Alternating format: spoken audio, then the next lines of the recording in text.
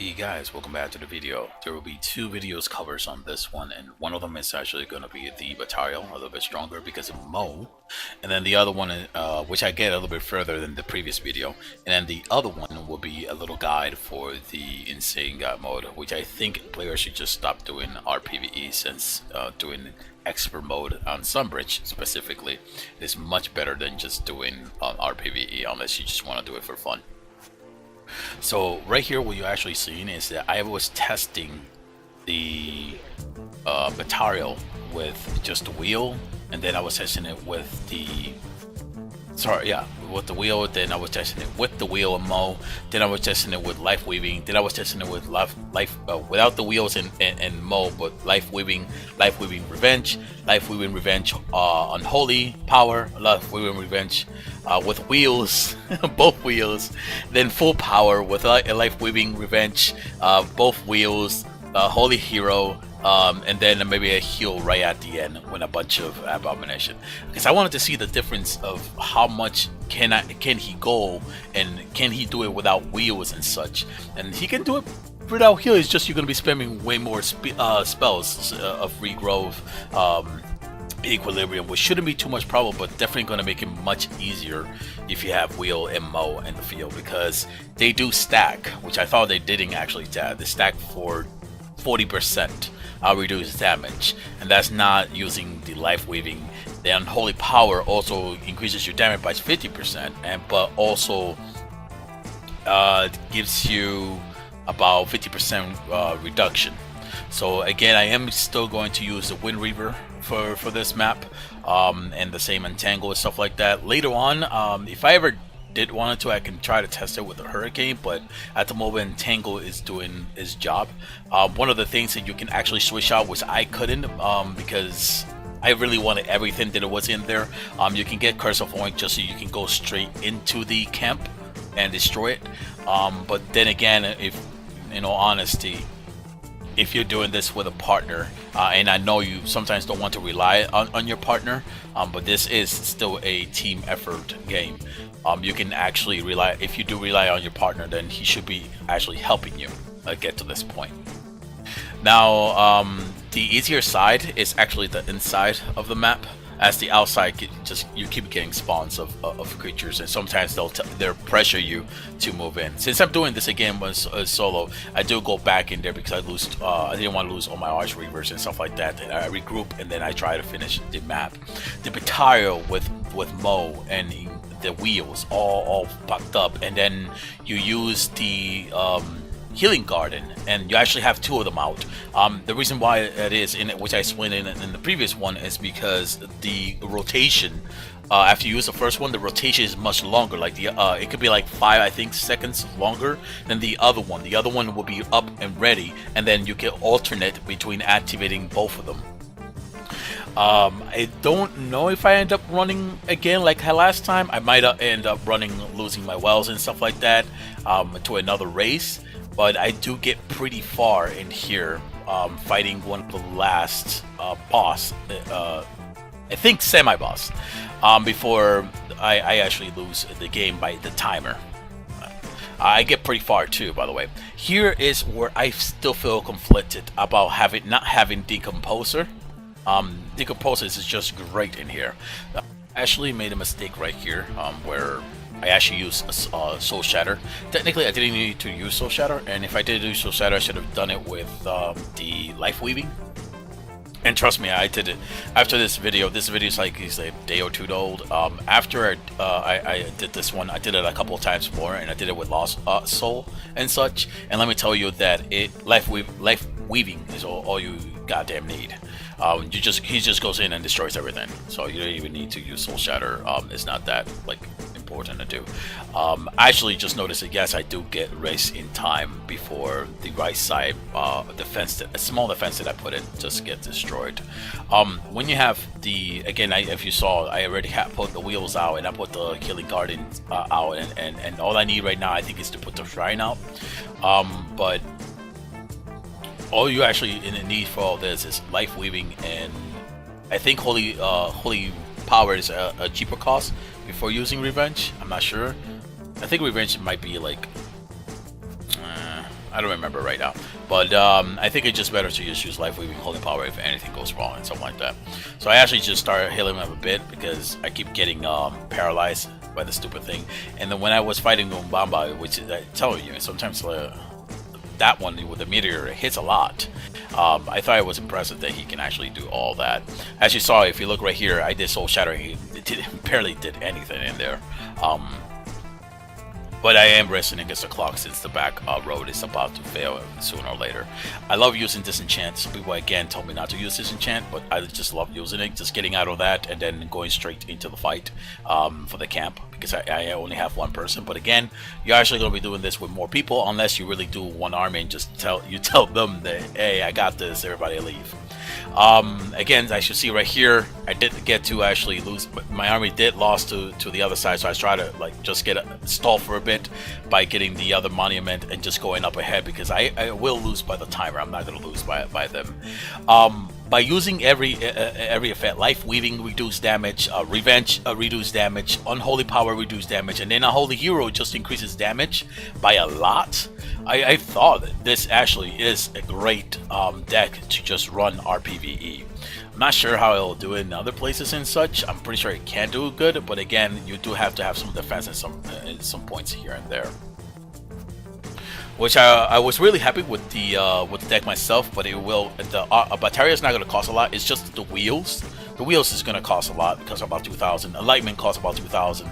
So if you're actually making the deck, and again, this is actually for somebody else who wants to make the deck. If you want to make the deck, again, you can actually go and spend all that money, or you can try it on a test server and have fun.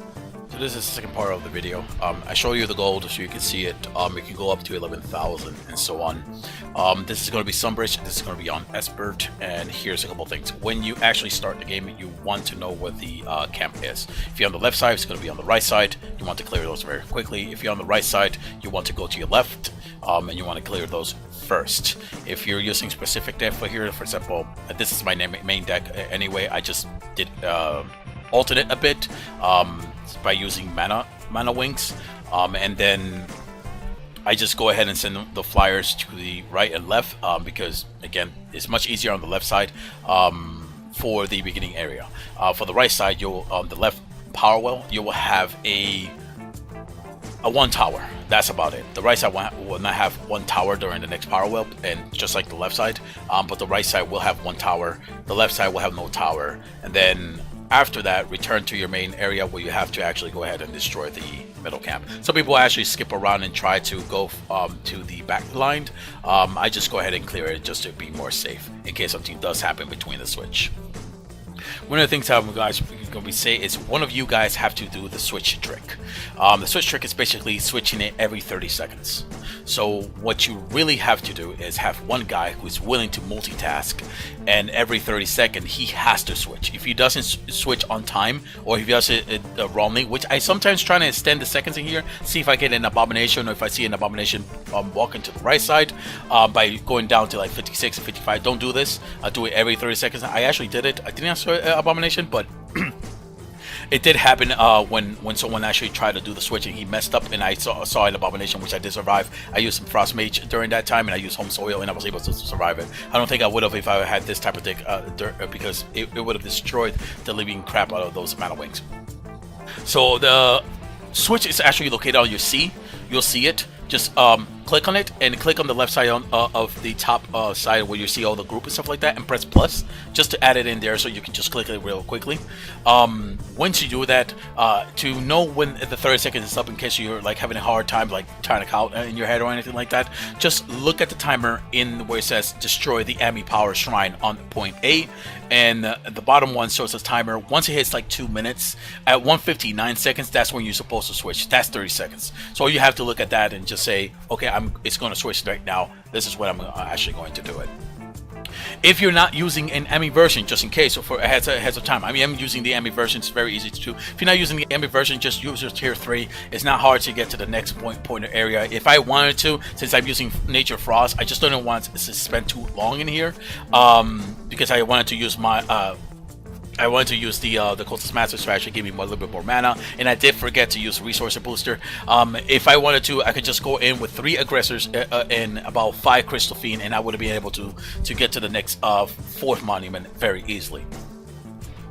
So all you have to do in here is very easy. All you have to do is actually do the switch, and as you see it, it's about to hit like 4, 3, 2, 1, and I looked at it, switch it, and then I come back. Once you get to the 4th area, you guys have to do this on the same time. Go in at the same time from left to right and try to destroy the A point A.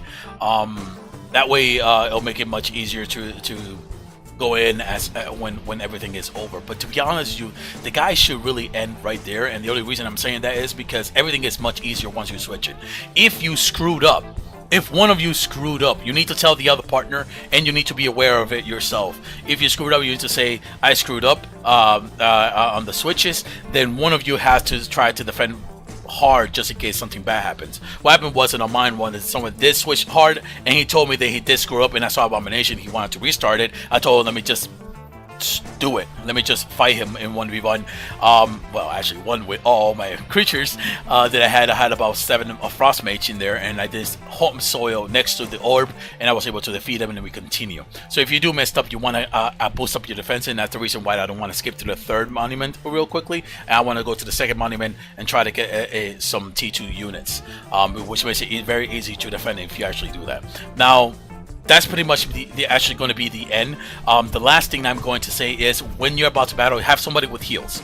Do a hybrid build where you have regrowth. And the reason why I'm saying that is because when you actually go in and you fight the Sky Catcher, you can't use any ability. You can't use your ship's ability. Well, for me, for example, I have the ships. I couldn't use the ship's ability to heal and stuff like that. So I had to heal with before it, or I had to use Revenge to minimize the damage, as you see right here, and try to get to the other side. Wait to get to the 2 minutes so I can jump to the other side without messing up the timer back and forward. Kill the enemy power, and that actually shuts both both of the counter for myself. So you want to have a heal, and I do get fucked up during this if you actually sees it. And the reason I get fucked up is because I couldn't heal at all, so I had to return back, or I had to keep going with it. Now, if I had the ships, they become very invincible in this map if you're actually able to summon their special ability, which does deal damage and does recycle. So a heads up, you want to have heal. If you don't have heal, it's going to be an uphill battle for you up here because they do hit extremely hard. Then for this part right here where I'm at, just remember that you are going to need to destroy all 3. This should be common sense. If you fought the basic of this one, then you have to destroy the 3 planets and then the boss. That's the end of the match for that. One of those things I want to actually say that is that fire, I believe, well, depending on what type of deck and what already you have built for yourself, nature, as you see, is very easy if you have Mana Wing and you actually use Hurricane. Fire, for me, in the cheap side, I feel like they're much easier. The only reason I'm saying that is because they're archers, has suppressing on towers. So you can just suppress a tower, you don't even have to worry about it. Nomad heals himself, so that's another trick right there. And if you wanted to be a little bit more insulty to the wall, you can easily use the wall breaker, and I think that's just going to break the wall where they're standing, which again, you can probably keep doing that. And again, if you don't even have, if you're not going to be using too much of the